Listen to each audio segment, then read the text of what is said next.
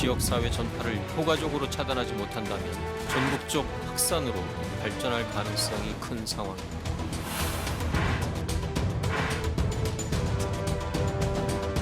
서울이 뚫리면 대한민국이 뚫립니다. 이런 비상한 각오로 임할 수밖에 없고 따라서 과감한 선제 조치들을 취해갈 수밖에 없습니다.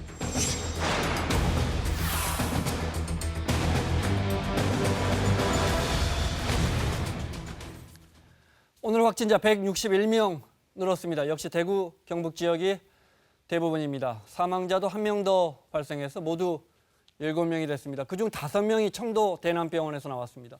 신천지 교인 수십여 명은 아직도 연락이 안 됩니다. 고려대 감염내과 최원석 교수, 최영일 시사평론가, KBS의 김용준 기자와 함께하겠습니다. 어서 오십시오. 안녕하세요. 안녕하세요. 최 교수님이 연일 정말 고생이 많으십니다. 네.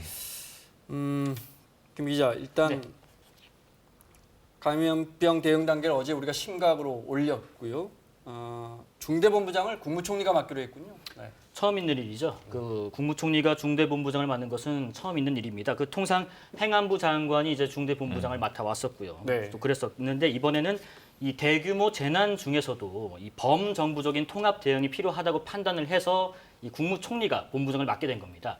국무총리 밑에 이제 2명의 차장을 뒀어요. 네. 각각 역할을 좀 나눠서요. 그러니까 1차장은 박능우 보건복지부 장관이 네. 방역 부분을 전담해서 맡고요. 네. 그리고 2차장은 이제 진영 행안부 장관이 이제 지자체나 뭐 지역관에서 협업할 일이 굉장히 그렇죠. 많지 않겠습니까? 네. 그런 부분을 총괄하라고 임무를 주어서 지금 본부장이 국무총리, 산하의 1차장, 2차장을 두어서 운영하고 있는 복지부 상태입니다. 장관, 행안부 장관 이렇게. 그렇습니다. 네, 알겠습니다. 정부가 열이 나거나 호흡기 증상이 있는 분들은 출근이나 등교를 하지 말아주세요 이렇게 권고했습니다. 네네. 네. 권고사항이 속보로 좀 들어온 게 있는데 좀 네. 먼저 좀 말씀을 좀 드릴게요. 정부 권고사항이 2가지입니다. 하나는 말씀하신 것처럼 뭐 발열이나 호흡기 증상이 좀 있는 분들은 등교나 출근을 좀 자제해달라는 권고를 내렸고요. 이미 네. 또 교육부에서는 일주일 계약 연기를 했지만은 추가적인 권고가 나온 겁니다. 네. 그리고 이제 법원행정처의 권고사항도 속보로 하나 들어왔습니다. 이제 전국에 휴정 권고를 내렸는데 네. 이게 재판을 올스톱 시키라는 건 아니고요. 긴급한 뭐 구속이나 가처분이나 이런 것들 긴급한 사안에 네. 대해서는 재판을 진행할 수 있지만 그 외의 것들은 가급적 휴정을 하라라는 권고 사항을 내렸습니다. 그리고 이제 재판을 진행하는 경우에도 마스크를 재판장에 들어온 사람들은 착용할 수 있도록 네. 또 그렇게 조치를 재판장이 판단해서 하도록 이 네. 권고 사항이 나온 것이 방금 들어온 소식입니다. 우리가 그동안 경험해보지 못한 많은 일들이 일어나고 있습니다. 오늘 확진자 살펴보겠습니다. 161명이 늘어서 763명이에요, 현재. 네, 점점 늘고 있는 게 좀 안타깝습니다. 161명이 어제보다 추가로 늘었고요. 네. 사망자도 7명이 됐습니다. 네. 지금 플러스 1이 돼 있죠. 한 명이 저게 더. 오전 집계라, 김 기자. 오후 집계가 나오면 오늘 확진자는 추가로 더 늘어날 수 있는 거죠? 그럴 가능성도 있습니다. 이제 네. 1시간 뒤쯤에 추가적인 내용이 나올 예정인데요. 네. 하지만 오전 9시 현재까지는 지금 보시는 것과 같습니다. 특히 한 명이 추가된 사망자는 7번째 사망자죠. 62살 남성이시고요. 경북 청도 대남병원에 네. 관련되셨던 분으로 나타났고요. 네. 말씀하신 것처럼 총 763명이 오늘 오전까지 확진자 네. 현황입니다.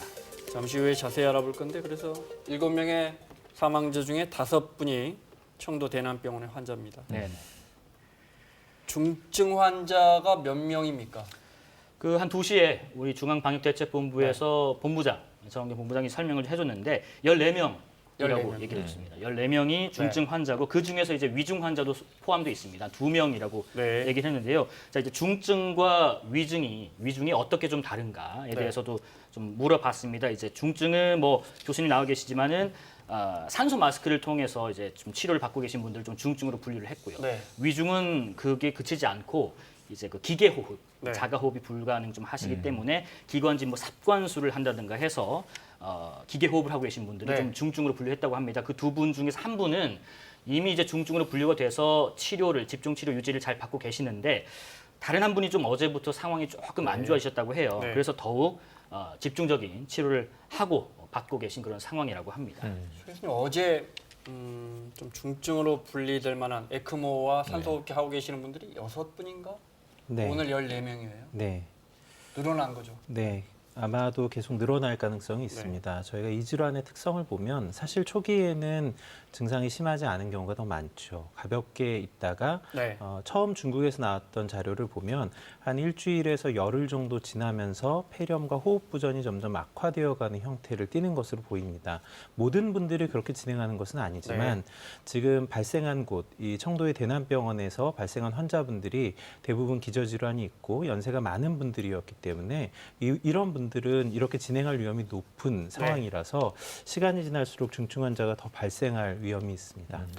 신천지 교회 문제도 잠시 후에 자세히 알아볼 건데 거기 유증상 9천여 명 조사하는데 유증상자가 1,200명?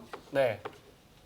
그 200~300명씩 하루에 조사하는 걸로 알고 있는데 제가 알기로는 아직 절반도 안 했거든요. 그러면 확진자가 이쪽에서 더 나올 가능성이 큰 거죠. 네, 당연히 그렇죠. 네. 이제 대규모의 집회가 있었던 것이 이미 알려졌고 그것을 통해서 반복적인 접촉과 노출이 있었고 네.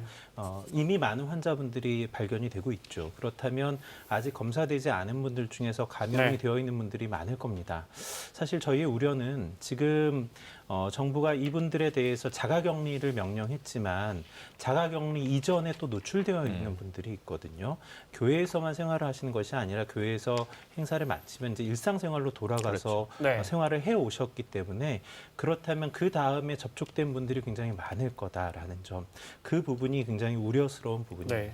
관련해서 제가 하나 좀 말씀드릴 게 지금 2시에 그 우리 중앙방역대책본부에서 통계를 하나 좀 취합한 게 있어요. 네. 그게 뭐냐면은 이제 국내 지금 그 확진자 현황인데 456명, 59.8% 수치로 집계됐어요. 이 59.8%가 신천지 대구교회 관련된 확진자 분들이시고요. 현재까지. 그리고 나머지 14.8% 113분이 청도 대남병원. 그렇죠. 그러니까 두 수치를 합치면 74.6%로 정말 대다수의 계속해서 그제부터 신천지 교인분들과 그에 관련된 분들 청도 대남병원 합치면 확진자 10명 중 7명 정도가 그와 관련된 걸로 나옵니다. 네. 사망자 현황을 좀 볼까요? 보면서 최영일 평론가의 설명 듣겠습니다. 네, 보시면 사망자 7명입니다. 현재. 그런데 7명의 사망자 중에 5명이 아까 지금 이 기자님 말씀 주신 청도 대남병원의 환자들이었던 분들이에요. 네. 사실 우리는 1번 사망자를 좀 예의주시해야 되는데 이때 사인이 코로나19냐 아니면 폐렴이냐 여기에 대한 좀 의학적 논란이 있었어요. 사실은 이제 이 양성으로 검체해서 검사 반응이 나왔지만 사실은 폐렴으로 사망했는데 마침 그 시점에 코로나19 바이러스에 감염이 됐던 것이냐 아니면 직접 이 사망의 원인으로 작용을 했느냐. 그런데 대체로 이제 그 중앙임상 TF에서 의료인들은 이것을 코로나19로 봤습니다. 그런데 나머지도 이제 유사하게 흘러가는데 자 문제는 이 코로나19는 기저질환자에게 상당히 위험하다. 이거 우리가 알고 있었던 건데 대남병원에 있는 분들은 대부분 환자분이셨고요. 장기 입원자들이 많고요. 특히 또 이 폐쇄병동인 정신병동에서도 많이 나왔는데 7번 환자가 사망자 오늘 마지막 역시 마지막 대남병원입니다. 약간 특이한 경우는 이제 경북 경주에서 사망한 40대 그리고 이제 대남병원이 아닌 분은 6번 이 사망자로 나온 경북대학교 병원에서 돌아가신 여성분입니다. 여전히 대구 경북 지역에 확진자가 집중되고 있어요. 맞습니다. 628명 전체 확진자의 82%가 82%. 대구 경북 지역입니다. 네. 그래픽이 있습니까? 전국 상황 볼 수 있습니까? 네. 대구 지역 현황을 좀 보겠습니다. 네.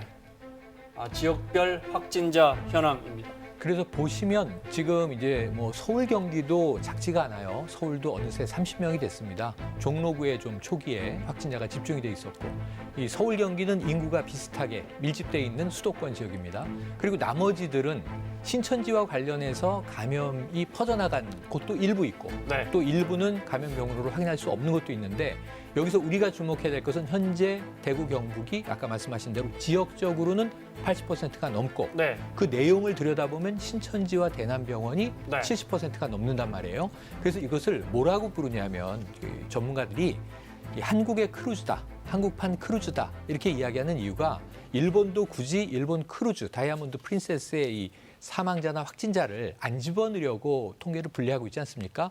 다만 우리가 더 위험한 지점이 있습니다.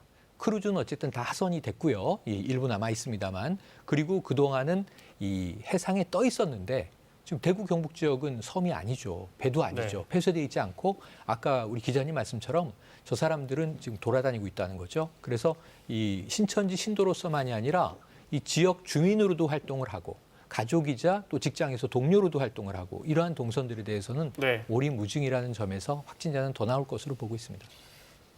자, 보신 것처럼 대구 경북 지역에 확진자가 집중돼 있고 새로 발생하는 확진자도 대구 경북 지역이 많습니다. 오늘 중앙사고수습본부는 대구 경북 지역을 잡지 못하면 전국으로 확산될 것이다. 이렇게 밝혔는데요. 그 부분 들어보겠습니다. 다수의 환자가 집중적으로 발생하고 있어 감염 규모가 크고 이들에 의한 지역사회의 감염 전파가 시작되어 확산되고 있음을 알 수 있습니다. 특히 대구의 경우 이 지역의 지역사회 전파를 효과적으로 차단하지 못한다면 향후 전국적 확산으로 발전할 가능성이 큰 상황입니다. 대구 지역의 코로나19 확산 속도와 규모를 통제하는 것이 중요하다고 보고 정부는 대구 지역의 감염 전파를 차단하고 소멸시키는 것을 목표로 고강도의 방역 봉쇄망을 구축하고 있습니다. 정부에서 대구 경북 지역 주민들 2주간 가급적 외출을 삼가해 주세요. 네. 권고했습니다. 그렇게 네. 권고를 했고 사실은 어제 이 대통령이 이 심각 단계로 격상한 직후 네. 유은혜 사회부총리가 각 급의 전국 유치원을 포함해서 초중고를 개학을 일주일 늦춰서 3월 2일에서 3월 9일로 되지 않았습니까? 네. 대구는 이미 교육청 수준에서 대구 지역만은 이미 3월 9일을 개학으로 네. 미루고 있었습니다. 지금 이러면서 들어온 약 소식 2주 하나만 동안 전해드리겠습니다. 네. 국회가 코로나19 대응을 위해서 오. 방역 대응을 위해서 잠시 후 오후 6시부터 하루 동안 그러니까 24시간 동안 국회를 폐쇄한다고 밝혔습니다. 다시 한번 전해드립니다. 국회가 앞서 법원 행정처에서도 불효불급한 중요하지 않은 재판에 대해서 휴정을 권고했는데 우리 국회도 오후 6시부터 하루 동안 일단 문을 닫을 것 같습니다. 말씀 이어가시죠. 네, 그래서 지금 보시는 부분도 마찬가지입니다. 저는 휴정 권고는 법원이 좀 이제 감염을 막기 위한 권고이지만 지금 국회의 경우에는 조금 우려되는 부분들이 있어요. 현역 국회의원들이 네. 검사를 받으러 갔고 오늘 저녁이면 검사가 나올 상황인데 네. 6시부터 24시간 폐쇄다. 사실은 지금 왜 오늘 본회의가 열려야 되냐면 지금 대정부 질문도 있습니다만 사실은 코로나 3법 통과하자는 이야기가 여야 간에 지금 수렴이 됐거든요. 네, 상임위 통과돼 예, 있죠. 그래서 코로나 관련 법안을 처리해야 되는데 코로나 때문에 국회가 멈췄다. 네. 이게 굉장히 아이러니한 상황이 우리 국가적 이 기구에도 네. 벌어져 있는 일입니다. 지금 제일 중요한 건 뭐냐면 아까 말씀드리던 대목에서 이 말씀하신 대로 이 지역적인 특성이 결국은 얼마나 감염이 될 접촉 가능성의 밀도와 네. 강도와 빈도가 높은가 하는 문제인데 이게 지금 대구 경북에 집중돼 있고 하필이면 특정 종교 행사와 관련이 있어서 이 대다수를 차지하고 있다는 점은 지금 우리가 좀 예의주시해야 될 대목으로 보여집니다. 네. 자, 지금부터는 신천지교회 상황 살펴보겠습니다. 대구 신천지교회 확진자 763명 중에 대구 신천지교회와 연관 있는 사람이 458명입니다. 그렇습니다. 네. 그래픽 보면서 최영일 평론가의 설명 네. 듣겠습니다. 네. 조금 전에 말씀드린 내용하고 네. 사실 연결돼 있는데요. 지금 이 대구교회의 예배에 참석했던 이 31번 확진자부터 이 문제가 급물살을 타죠. 지금 1,001명이 예배에 참석했다는 거예요. 그래서 그 전수조사 대상이었고 이 중에 256명 정도가 연락이 안 된다라고 했고 그다음에 대구교회 신천지 전체 교인은 9,300여 명으로 확인됐고 어제 신천지 측에서 오후 5시에 일요일임에도 온라인 입장문을 발표하지 않았습니까? 이때 모든 교인들의 명단은 정부 측에 제공이 됐다. 그런데 문제는 교회에 잘 나오지 않던 한 253명 정도가 우리도 연락이 안 되고 있다. 연락을 안 받고 있다. 정부도 연락하고 우리도 연락한다. 끝까지 노력하겠다. 이런 내용이었거든요. 그래서 지금 이 아까도 잠깐 언급하셨지만 신천지 대구교회 교인을 필두로 해서 지금 전국에서 또 교차로 예배 참석을 했어요. 그런데 그러한 부분들에 대해서 전수조사는 진행되고 있지만 아직 완료되지 않았습니다.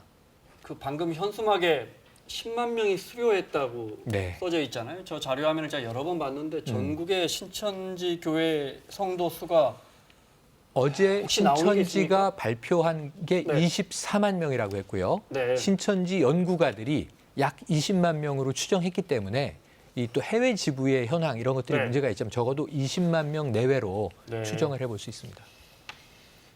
대구 경북 지역이 심각한데 대구 서구보건소에 감염 예방 업무를 담당하고 네. 있는 공무원도 신천지 직원. 교인인데 확진 판정을 받았다. 지금 이게 최악의 상황인데요. 확진 판정 받고 나서 사실은 나 신천지입니다라고 고백을 한 거예요. 그러니까 그동안은 이제 감추고 있었던 거죠. 이게 우리가 바이러스에 대해서 쓰는 표현 외에 사회적 잠복일 수 있습니다. 또 아주 똑같은 경우가 하나 또 있었죠. 뭐냐면은 이제 이 딸이 어머니에게 간이식을 해줍니다. 그 자체로는 굉장히 이건 효심 깊은 행동이라 우리가 네. 칭송을 해야 될 일인데 문제는 자신이 지금 자가격리 상태였는데 이 어머니에게 간이식 수술을 그 와중에 했다는 거고 네. 자신도 확진자로 확인됐고 어머니도 확진이 된 사례란 말이죠. 이런 것들을 보면 정말 저는 이게 어떤 공중보건 의식 더하기 저는 윤리의식을 포함해서 왜 이런 사례가 아주 특수한 일인데 신천지와 관련해서 왕왕 벌어지는가. 어제 신천지는 모든 정보를 투명하게 공개하겠다. 지도부가 이렇게 공개적으로 밝힌 거기 때문에 정말 이런 일이 있어서는 안 되겠습니다. 네.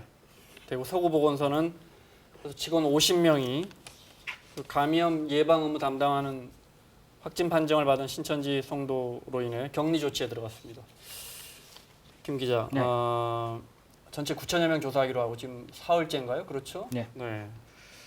조사는 제대로 되고 있습니까? 지금 그 당국에서는 이제 명단 9,300여 명에 대한 명단을 이제 확보를 했는데 이제 확진 환자들의 접촉 여부 뭐 이런 것들 이제 보시는 것처럼 9,336명의 전체 조사 네. 대상자 가운데 이제 유증상자가 1,261명, 네. 연락 두절된 사람이 670명이었는데 지금 13명이라고 나온 게 조금 전 오후 3시 소식입니다. 그러니까요. 그러면 뭐 대부분 소재 파악이 됐다. 예. 그래서 네. 지금 뭐 30명이었다가 21명이었다가 지금 13명까지 소재 파악을 이제 못한 사람이 좀 줄어들고 있는 거 보니까 네. 경찰력이 상당히 가동이 잘 되고 있는 것 같습니다. 대구시와 대구경찰청이 합동해서 같이 네. 이렇게 소재 파악에 나서고 있고요. 방역 당국에서도 약간의 그 명수, 인원수의 차이는 있겠지만은 네. 계속 이렇게 줄여 나가고 있는 상황에서 조금씩 이 연락이 안 되는 사람도 파악을 진행하고 있습니다. 그리고 말씀드린 것처럼 접촉을 했냐 안 했냐 뭐 이런 거랑 상관없이 일단 이 9,300명에 대한 전원 자가 격리나 시설 격리 네. 조치를 먼저 선 조치를 하고 있다는 게 방역 당국의 설명이고요. 이 지자체 전담 공무원들도 이렇게 다 이렇게 붙어서 자가 격리를 네. 잘 하고 있는지 관리하고 있다고 합니다. 많은 신천지 교인분들이 협조해주고 계시는데 아무쪼록 정말 보건당국의 요청에 정말 잘 응해 주셔야겠습니다. 이분들 찾기 위해서 투입된 경찰만 618명입니다. 네. 경남에서 추가 확진자 나왔는데 따져보면 결국 오늘 7명? 네, 경남에서만. 네네. 그중에 6명이 또 신천지 교도예요. 네네. 정확히는 이제 5명이고요. 네. 한 명은 연관된 사람. 그러니까 네. 연관된 사람 따지면 6명이 맞겠죠. 네. 그러니까 7명이 오늘 그 경남 추가 확진자인데 그중에서 5명이 16일에 지난 16일에 이제 대구 교회에서 예배를 받고 네. 나머지 2명 중에 이제 1명이 이 신천지 교인 확진자의 남편. 그러니까 연관된 분이라고 봐야 되겠습니다. 네. 마지막 한 분은 이제 부산 온천교회를 다녀와 확진 판정을 받았던 딸의 이제 어머니이고요. 그래서 모두 7명이라서 이 경남 도내에서는 코로나19 확진자가 모두 22명으로 늘어난 상황입니다. 네. 교수님, 울산으로 갈게요. 울산이 확진자가 지금 2명입니까? 아니면 오늘 확진된 게 두 번째 확진자가 신천지, 첫 번째 나왔죠. 확진자도 신천지 교인으로 제가 기억하고 네, 있습니다. 네, 맞습니다. 그런데 이 두 번째 확진자가 중요한 부분이 지난 16일 울산 신천지 교회에서 예배를 받는데 그 예배에 233명이 참여했다고요. 그러면 그 안에서 이분이 감염됐을 수도 있고 이분이 감염된 상태로 그 예배에 참석했을 수도 있고 네. 또는 그 예배 이후에 다른 데서 감염됐을 수도 있고요. 네, 지금 뭐 어떤 상황이든 다 가능하죠. 네. 여러 번 설명드렸습니다만 집단 내에서 다수와 반복적인 접촉이 이루어졌을 때 어떠한 사람이 먼저 감염이 되었는지, 어느 순간에 전파가 이루어졌는지, 네. 누구에서 누구로 이 연결고리가 갔는지를 확인하는 것이 사실은 굉장히 어렵습니다. 이미 발생이 시작하고 난 이후에는 더 찾기가 어렵죠. 한 명의 환자가 유입되었을 그 시점에는 찾을 수가 있겠지만요. 네. 그래서 다양한 가능성을 놓고 생각을 해야 되겠습니다만 어쨌거나 이 다수가 또 모여서 이렇게 이제 전파가 가능한 형태의 모임이 있었다면 또 여러 명의 환자가 이어져서 발견되고 진단될 가능성이 높겠다 이런 걱정을 갖게 됩니다. 233명 중에 225명 울산시에서 거의 다 찾아서 연락해서 그중에 증상이 있으신 분이 어떻게 되십니까 했더니 15명이 나타났고 그렇죠. 현재 그 15명 중에 10명을 검사했더니 두 번째 명. 확진자가 나온 그렇죠. 겁니다. 그러니까 그 나머지 5명에서도 나올 수 있는 거고 또 하나는 그동안에 발열 증상도 없이 심지어 음성 판정 받아서 그러면 혹시 모르니까 자가격리 하세요 하시는 분들 중에 양성으로 확정 판정 받는 사례가 늘고 있죠. 우리 의료계가 제일 놀라고 있는 부분이죠, 이 부분이. 네, 사실은 완전한 무증상이었는가에 대해서는 여전히 논란이 좀 있습니다. 대개 이제 이 바이러스의 특성 그리고 기존의 다른 감염증의 특성으로 보았을 때 아주 작은 수준의 증상이라도 있었을 가능성이 높다는 거죠. 다만 네. 개인의 관점에서는 네. 또 일반인의 관점에서는 아주 작은 수준의 증상이었다면 사실 무증상과 크게 다르지 않습니다. 그건 이제 네. 의학적인 관점인 거죠. 그렇다면 본인이 증상이 없다고 표현한 분들 중에서 있을 가능성이 있겠죠. 다수는 아닐 거라고 생각합니다만 제가 우려하는 부분은 이제 환자분들이 증상 초기에 지금 발병의 초기에는 증상이 심하지 않은 게 대부분이거든요. 네. 그리고 시간이 지나면서 점점 발병하는 형태로 나아갈 텐데 지금은 두 분이지만 유증상자 또 발견된 분이 두 분이지만 증상이 없다고 한 분들 중에서도 향후에 증상이 생겨나가는 분들이 있을 가능성이 있습니다. 네. 그래서 한 번의 검사와 확인으로만 이 나머지 분들이 괜찮다고 말하기에는 좀 어려울 것 같고요. 이 접촉 이후에 충분한 잠복기 동안의 관찰과 관리가 필요할 것 같습니다. 네. 233명 그 울산 신천지 교회 16일 날 예배를 받던 분들도 자가격리 원칙을 잘 지켜주셔야 할 것 같습니다. 네. 자, 대구 경북을 중심으로 해서 특히 신천지 교인과 그 관계자들 만났던 분들을 통해서 확산되고 있는 이 확산세를 잡기 위해서 특히 서울과 경기도 수도권 자치단체장들 비상이 걸렸는데 두 자치단체장의 입장 들어보겠습니다. 지금 우리한테 제공된 이 주소나 또 이 기관들은 저희들이 모두 폐쇄하고 방역 조치를 지금 완료했습니다. 비밀리에 집회가 이루어지고 있는 그런 장소가 더 없는지, 그다음에 신천지교회 교인들의 명단을 우리가 다 확보해야 완벽하게 지금 확산을 방지할 수 있다는 거죠. 지금 저희가 전달받은 명단은 239곳인데요. 저희가 제보나 자체조사, 시군협조 또는 뭐 전문가들 자료 등으로 확인해 보니까 통지받은 것하고 저희가 파악한 거하고 대조를 해보니까 일치하는 게 한 100여 개에 불과해요. 지금 그 본부가 과천에 있는데 저희가 본부와 대화는 하고 있습니다. 그분들 태도는 말로는 협조하겠다는 얘기는 하고 있고요. 질본과 얘기할 테니까 우리하고는 뭐 직접 얘기하지 않겠다. 명단 얘기도 질본가만 하겠다. 내용으로는 아직 협조를 못 받고 있는 상태입니다. 이재명 지사는 아예 저 시설지들이 어디 있는지 네. 신천지 관련 그 주소를 다 공개해버리더라고요. SNS에 공개했습니다. SNS에 그냥 주소가 다 올라갔고 네. 경기도지사 입장에서 자 이러한 곳은 신천지가 이용하는 시설로 지금 추정되니 네. 이 지역 주민들은 조심하셔라 이런 취지입니다. 이게 2015년에 전 메르스 사태 때 이 박원순 서울시장 모습하고 비슷해요. 네. 그때 병원들 다 공개해서 네. 중앙정부하고 크게 충돌이 있었죠. 하지만 제일 중요한 거는 이 박원순 서울시장이나 이재명 경기지사는 정보를 투명하게 적기에 시민들에게 공급하는 것이 가장 좋은 이제 예방이다 이렇게 네. 생각하고 실행을 하는 거니까 우리가 지금 뭐 코로나 맵도 들여다보고 수많은 또 민간이 만든 데이터들을 들여다보고 있거든요. 그 데이터가 정확할수록 사실은 우리 관심 있는 시민들이 네. 정보를 통해서 예방하기에는 도움이 되는 것 같습니다. 오늘 울산광역시도 신천지 시설 즉각 폐쇄하겠다 입장을 밝혔고 인천도 관련 65개 시설을 폐쇄하겠다 이렇게 밝혔습니다. 이런 자치단체들에서 신천지 교인분들이 언제 집회를 가졌는지, 언제 네. 예배를 가졌는지 네. 그 예배에 이런 분들이 온 것 같습니다라는 정보를 하여튼 신천지 교단 입장으로만 보면 공개하고 있다 이런 거죠. 네네. 정부에? 어제도 그렇게 밝혔죠. 근데 어제도 신도가 24만이라는 숫자도 정확하게 이야기하지만 시설이 1,100여 개라고 이야기를 해요. 그리고 그걸 다 우리는 자료를 정부 측에 제공했다라는 또 이야기를 했습니다. 네. 물론 그 뒤에는 이 우리가 바이러스에 중국에서 온 바이러스의 가장 큰 피해자가 신천지 신도들 아니냐. 그러니까 국민들은 우리에 대한 좀 이 비난 네. 또는 그 음해 이런 걸 좀 멈춰달라 이런 호소도 하는데요. 네. 어쨌든 이게 또 신천지 전문가들의 이야기는 한 1,400여 개 정도의 시설이 있다는 거예요. 또 신천지를 뭐 저야 가입을 안 해봐서 모르지만 상당히 점조직 중심으로 또 그 안에 소그룹들이 많다는 거예요.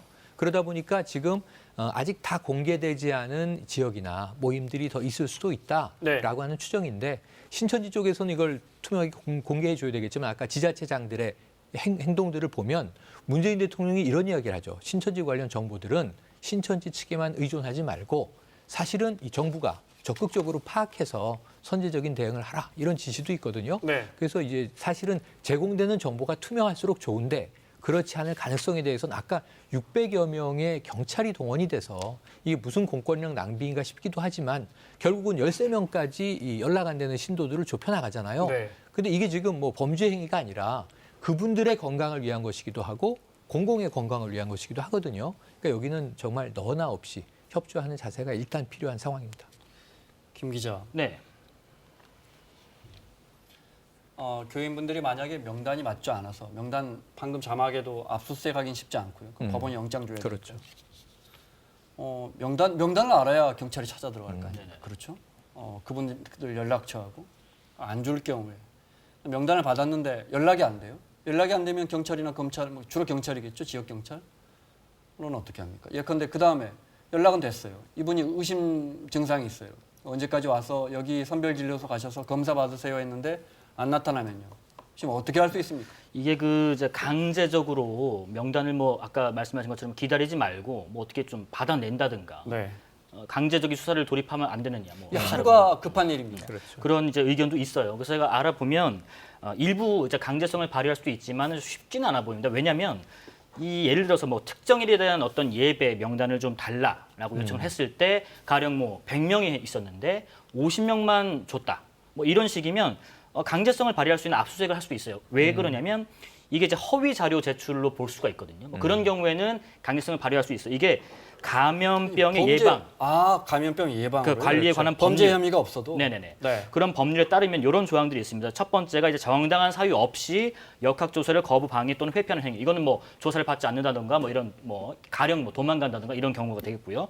요 부분입니다. 거짓으로 진술하거나 거짓 자료를 제출하는 행위. 이 부분도 이제 법조항이 있고요. 또 고의적으로 사실을 누락, 은폐하는 행위 등을 할 경우에 2년 이하의 징역 또는 2천만 원 이하의 벌금을 처한다고 돼 있기 때문에 이런 법조항의 잣대를 들이대면 만약에 이런 경우가 있을 시에 네. 압수수색이나 뭐 강제 수사로 돌입할 수도 있지만 처음부터 전체 명단을 강제적으로 확보한다. 이거는 조금 어려운 면이 있지 않나라는 게 경찰 관계자의 설명이 네. 있었습니다. 일부겠죠. 네. 다수의 교인분들은 적극적으로 협조하고 있고 협조할 것이라고 믿습니다. 네. 신천지 예수교회 측이 어제 공식 입장을 밝혔습니다. 정부에 적극 협조하겠다면서 또 본인들이 피해자입니다라는 이야기도 합니다. 들어보겠습니다. 신천지 예수교회는 현재 코로나19 확산을 방지하기 위해 모든 방법을 동원해 총력 대응을 하고 있으며 정부와 보건당국에 적극적으로 협조하고 있습니다. 신천지 예수교회가 이 사태를 고의로 감추고 있다라는 식의 보도가 계속되고 있어 의도적 비방의 우려를 금할 수 없습니다. 신천지 예수교회와 성도들은 코로나19의 최대 피해자라는 점을 국민 여러분께서도 인지하여 주시고 신천지 예수교회 성도에 대한 혐오와 근거 없는 비난을 자제하여 주시기를 간곡히 부탁드립니다. 어떻게 들으셨어요? 이 지금 최대 피해자라고 하는 부분에 대한 근거가 뒷부분에 나오는데요. 제가 설명을 잠깐 드리면 뭐 어제 물론 얘기를 했지만은 그러니까 이제 본인들은 이런 겁니다. 사태 종식을 위해서 우리가 정부의 대구교회 성도 전체 명단을 보건당국에 넘겼지만 이 다음부터입니다. 이 명단이 유출돼서 지역 사회에 신천지 성도를 향한 강제 휴직, 차별, 모욕, 심지어 퇴직 압박까지 이런 있어서는 안 된 일들이 벌어지고 있다라는 이 주장 그래서 때문에 무고한 우리 신도들이 피해를 보고 있다 이런 뜻이군요. 그래서 우리가 최대 피해자다라고 주장을 하고 있는 거고요. 그러면서 자기들은 계속해서 본인들은 피해자이지만 자기들은 이제 그 강하게 적극적으로 정부 당국에다가 이제 네. 제공을 하고 있다, 정보 제공을 하고 있다라고 주장을 하고 있는 게 현 상황입니다. 저는 아까 대다수의 신도들은 협조하고자 하고 자신의 건강, 가족의 건강, 또 뭐 신천지 교인들의 건강, 또 나아가선 국민 전체의 건강을 위해서 다수는 노력하고 있을 거라고 봐요. 그런데 저 말에서 조금 빠져 있는 게 뭐냐면 저는 이제 정보 제공이라는 좀 이 모호한 보편적인 이야기 외에 지금 미스테리가 이거예요. 국민적 미스테리는 청도 대남병원과 신천지의 관계는 무엇인가? 이미 언론의 기사화가 많이 됐지만 정말 그러면 이만희 총회장의 친형의 장례식당에 이건 뭐 중국이나 해외에 또 신도들이 와서 거기서 접촉이 있었던 것인가? 네. 그러니까 지금 이 대남병원은 정말 미스테리거든요. 왜 거기에 인천공항과는 굉장히 멀리 떨어진 우리가 봉쇄 전략은 주로 공항이나 항만 네. 중심이었는데 이 청도에 있는 병원에서 주로 집단 발병을 하게 됐을까? 지금 사실 병원 감염이 제일 위험하거든요. 그걸 우리가 아는데 의료진 감염도 있습니다, 이미. 그래서 그런 면에 있어서는 이 발원지에 대한 네. 오늘 정은경 질병본부장의 이야기는 이제는 우리가 이제 심각 단계에서 그동안의 봉쇄 전략에서 완화 전략으로 넘어가야 한다. 그래서 한 명의 확진자를 역학조사를 통해서 추적하는 게 중요한 게 아니라 발병 가능성이 높은 곳을 선제적으로 예방해야 된다는 얘기거든요. 그러려면 우리가 이 청도 대남병원의 미스터리를 풀어야 돼요. 근데 거기에 대한 정보를 가장 잘 많이 확보하고 있을 신천지 쪽에서 거기에 대한 언급들이 없어요. 그래서 네. 저는 어제도 그걸 보면서 그걸 공개적으로 뭐 대국민에게 얘기하기는 어려운 부분이 있으니 그 장례식에 참석한 이 참석자 명단이라든가 이런 건 정부 당국과 좀 소통되고 있는 것이 네. 아닐까. 한 가지는 그런 거고요. 두 번째는 원래 이만희 총회장이 이제 원래는 오늘 기자회견이 예정돼 있었죠. 근데 장소를 대관하지 못해서 어제 온라인으로 한 건데 온라인 좋습니다. 접촉 가능성도 없고 입장은 명확한데 다만 지도부가 등장하지 않아서 신도들에 대한 이야기는 저 대변인의 말이 저는 상당히 공감이 돼요. 네. 근데 지도부의 책임은 좀 다르다고 봐요. 근데 지도부는 등장하고 있지 않다. 좀 지도부가 나서서 당국과 뭐 협의를 하든가 네. 아니면 국민들에게 직접 입장을 이야기하든가 해야 되는 것 아닌가. 일부 남는 의구심은 해소되지 않았다. 네. 이렇게 봅니다.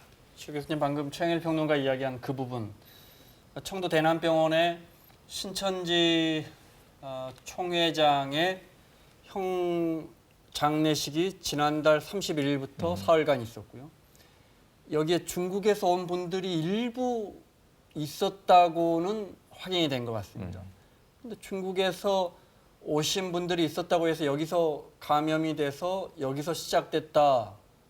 또 31번째 환자가 만약에 장례식에 참석했으면 또 이 연결고리가 이어지는데 그렇죠. 그것도 아니잖아요. 그렇죠. 지금 이게 어디까지 확인돼 있습니까? 아직 확인이 다 안 돼 안 돼 있죠. 있죠. 네. 사실 확인하기 또 굉장히 어려운 부분이기도 합니다. 앞서서 말씀드렸던 것처럼 이미 집단 내에 다수의 환자가 발생해 있는 상황이기 때문에 네. 누구에서 누구로 갔는지 알기가 굉장히 어렵죠. 이 청도 대남병원 같은 경우에는 이제 주로 폐쇄병동을 위주로 환자 발생이 있었고 환자들의 이동이 만약에 쉽지 않은 공간이었다고 한다면 외부에서 누군가를 통해서 이제 바이러스가 안쪽으로 유입이 되었을 텐데요. 이 병원을 드나드는 의료인이나 또는 방문객들이 다수 있었을 가능성이 있기 때문에 네. 이 부분에 대한 확인도 사실은 쉽지 않을 겁니다. 다만 저희가 이제 앞서서 다른 사례들을 통해서도 알 수 있는데요. 이제 중국을 다녀오신 분 중에서 만약에 증상이 너무 경해서 본인이 감염인 것을 인지하지 못했다면 그 중에서 감염을 일으킬 수 있는 분들이 있었을 수 있겠다. 그리고 그분들을 통한 전파가 시작되었을 가능성은 있다. 이제 이렇게 추정해 볼 수 있는데요. 이것은 추정이지 확정적인 이야기라고 말하기는 어렵습니다. 네.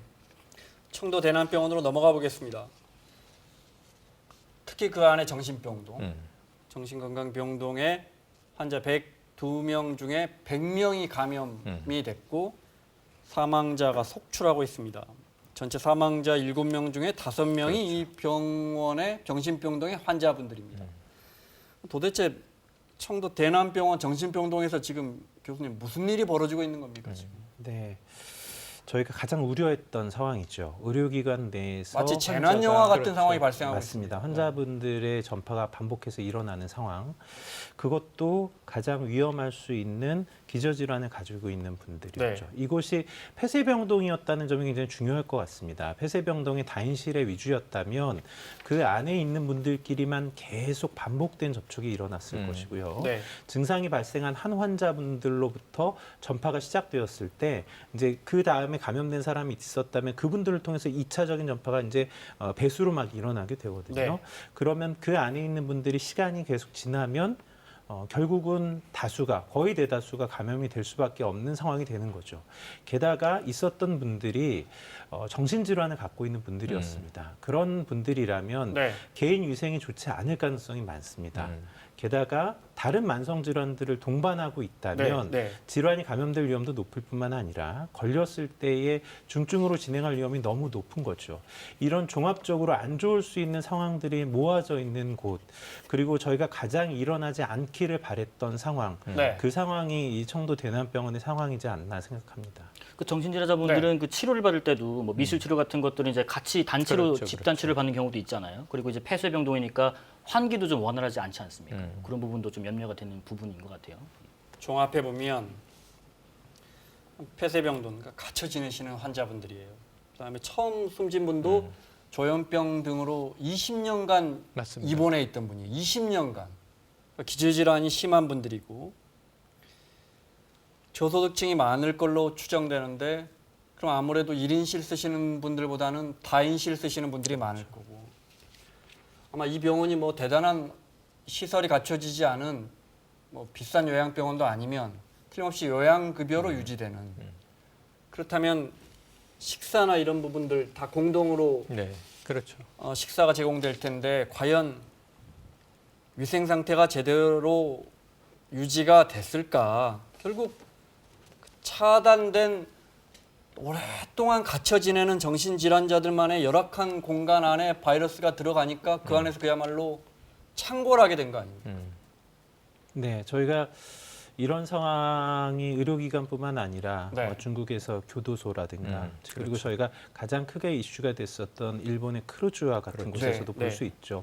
좁은 공간에서 반복적인 노출이 일어났을 때 얼마나 많은 환자가 생겨날 수 있는가를 이미 저희가 보았습니다. 네. 그곳과 다른 점이 있다면 이곳은 반복적인 노출과 더불어서 노출된 분들이 위험할 수 있는 분들이었다라는 점이죠. 네. 그래서 그런 면에서 훨씬 더 중하게 진행할 수 있는 분들이 많을 수밖에 없는데 지금 사망하신 분들 5분 정도 이미 이곳에서 나온 분들이시지 않습니까? 이런 상황이 계속 이어지지 않을까 걱정이 많이 됩니다. 이 안에서 의료진들 감염도 현실화되고 있죠. 그렇죠. 네, 맞습니다. 네. 거기에서 일하셨던 이제 간호사분들을 포함한 의료진들이 이미 감염됐다는 것도 확인이 됐고요. 네. 네. 그분들이 감염되면 감염된 걸 모르고 또 진료를 계속 하셨을 때니까 또 감염을 시키게 되고 그렇죠. 네, 의료진의 감염은 사실 굉장히 많은 문제를 야기합니다. 네. 첫 번째는 의료진의 감염은 그 의료진 한 명에 머물지 않죠. 네. 그분들이 돌보는 다수의 환자분들이 적절한 진료를 받기 어려워집니다. 그러면 진료의 공백이 생겨나는 것 때문에 받는 피해가 첫 번째 네. 있을 것이고요. 두 번째는 다수의 환자분들과 만나면서 전파가 이루어질 수 있는 상황. 이제 이것도 저희가 굉장히 우려스러운 부분이죠. 네. 이 부분은 우리가 한번 이번 기회에 한번 돌아봐야 할 부분입니다. 그러니까 우리 사회가 어쩌면 감추고 싶었던 부분 아닌가. 네, 정말 맞습니다. 외딴 시골의 요양병원에 많게는 수십 년 동안 갇혀 지내는 네. 기저질환을 갖고 있는 정신질환자들. 그렇죠. 상당수는 묶여서 생활했을 겁니다. 그렇죠.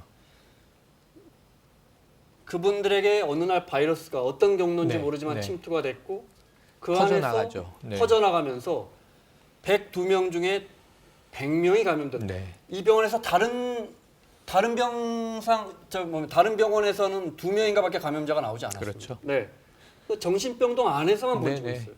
이번 사망자도 마찬가지입니다. 여기서 감염이 됐고 상당히 악화돼 있다가 이제 결국은 더 대남병원에서 치료가 안 되니까 부산으로 호송됐는데 부산 병원으로 호송된 지 1시간 만에 사망했단 말이에요. 그러니까 사실은 상당히 이미 열악한 상황에 놓여 있었다. 1번 사망자의 경우에 기사를 찬찬히 보면 이런 대목이 있습니다. 사실은 좀 장기간 방치돼서 감염돼서 이미 증상이 상당히 진행이 됐는데 뒤늦게 검출한 거 아니냐. 네. 그랬을 가능성이 있죠. 잘 몰랐으니까 의료진도 감염된 거 그렇죠. 아니에요? 그 장기간이라고 하는 게 며칠인지 혹은 한두 주인지 우리가 단정할 수는 없습니다만 네. 그런데 한 가지 확실한 건요. 이 폐쇄병동에 갇혀 지낸 분들에게 초기 바이러스가 전파된 건 외부에서 들어갔을 거라는 거예요. 내부에서 발현했을 리는 없으니까. 근데 여기서 추정되는 의심은 두 가지죠. 하나는 출퇴근하는 직원이나 이 의료인을 통해서 그럼 들어갔을까? 두 번째는 또 신천지 연관설이 하나 있는데 네. 2달에 한 번씩은 이곳에서 봉사활동을 했다. 그게 뭐 이제 미용 봉사도 있을 거고요. 그 머리도 부분이 확인된 겁니까? 이 보도된 네. 건데 31번 확진자는 봉사활동 한 적 없다고 얘기했어요. 네. 그리고 장례식장도 안 갔다고 그랬고 청도를 갔지만 찜질방에 머물렀다는 거잖아요. 그런데 일부 신천지 신도 중에 그 가능성은 이제 신천지가 이 우리나라에 3대 성지를 가지고 있습니다. 네. 청도가 중요하죠. 그러니까 형의 장례식이 여기서 치러지고 형을 거기 정신병동도 있지만 요양병원이 또 적지가 않습니다. 네. 600여 명이 생활하는 곳이거든요. 보건소도 같은 권역 내에 있습니다. 그러니까 복합 의료 타운이거든요. 근데 여기서 이제 어쨌든 친형의 장례식이 있었는데 이 이만희 총회장은 부모의 묘소도 청도에 있고 고향도 청도고 그래서 하나가 성지고 하나는 공주가 계시를 받은 곳 또 하나는 이제 이 과천이 이 본부교회. 네. 그러니까 이 세 개 성지 중에 어찌 보면 청도가 우리 총회장님의 고향. 그럼 봉사활동을 상당히 했겠죠. 저 이건 좋은 의도라고 봐요. 그런데 어쨌든 이 폐쇄병동 내 환자들과의 접촉이 있었을 네. 가능성은 정상적으로 출퇴근하는 직원이라든가 외부에서 오는 뭐 종교인이나 자원봉사자는 네. 아니겠는가. 그 부분도 밝혀져야 네. 말씀하신 대로 이 정말 암울한 갇혀 지낸 102분 중에 100명이 확진되고 현재 시점에서는 5분이 사망한 것에 대한 이 좀 진실 규명이 가능하겠다 이런 네, 생각을 저는 해봅니다. 사실 이번 사건을 보면서 이제 어떤 경로로 이분들이 감염되었는지를 알아내는 것도 중요하겠지만 네. 우리나라의 의료 시스템이 갖고 있는 문제점에 대해서 다시 한번 좀 생각해 볼 시기가 가장 아닌가 취약한 생각합니다. 부분이 이번 일로 드러난 거죠. 네, 그렇죠. 근데 사실은 이 우리나라의 의료 체계의 장점을 생각해 보면 굉장히 접근성이 좋다는 장점이 있죠. 그 높은 접근성의 기저에는 다인실 위주의 환자 관리가 있습니다. 네. 그렇기 때문에 입원이 필요한 환자분들이 굉장히 손쉽게 입원할 수 있고요. 그것 때문에 중증으로 진행할 위험을 낮추거나 많은 환자분들이 적절한 진료를 받는데 네. 도움을 받습니다. 그런데 이러한 형태의 다인실의 구조는 결국 감염에 너무너무 취약할 수밖에 없죠. 다수가 좁은 공간에서 생활을 할 수밖에 네. 없으니까요. 저희가 2015년에 메르스를 경험하면서도 이 일을 한번 느꼈었습니다. 이것이 문제가 되는구나라는 거였죠. 그렇지만 이것을 해결한다면 예를 들어서 모든 의료기관이 1인실로 바뀐다면 그렇다면 접근성이 굉장히 많이 손상을 네. 받게 됩니다. 네. 그러면 그것 때문에 진료를 적절하게 받지 못하는 분은 어떻게 해야 될까에 고민이 있는 거죠.